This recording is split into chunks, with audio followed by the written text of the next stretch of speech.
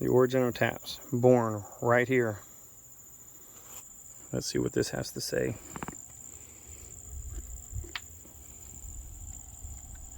Of all the military bugle calls, none is so easily recognized or more apt to evoke emotion than the call taps. Taps is unique to the United States military.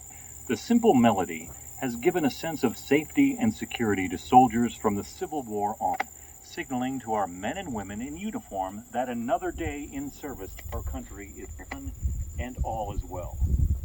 In the summer of 1862, this estate where you are standing was known as Harrison's Landing.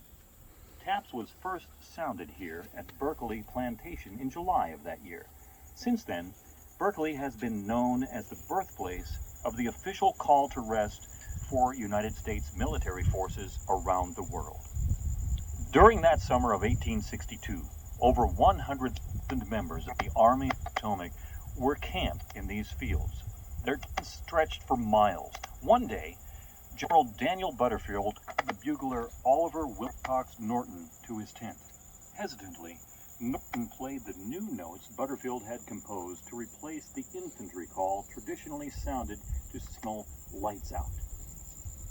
At first, the call of taps did not seem to be as smooth, melodious, and musical as it should be, and I practiced a change until I had it suit my ear. That night, Norton sounded taps for the very first time on this very site.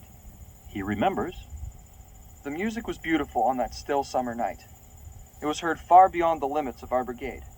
The next day, I was visited by several buglers from neighboring brigades, asking for copies of the music, which I gladly furnished." Although no formal order authorized taps substitute for the former lights out tune, the bugle call soon caught on in both the Union and Confederate armies, and eventually custom established it also for military funerals as the soldiers' last farewell. In 1874, it was officially recognized by the U.S. Army and became standard at military funeral ceremonies by the end of the century. When General Butterfield died in 1901, it was fitting that the solemn strains of taps accompanied its author to his grave. And now taps, a simple tune conceived in the midst of conflict.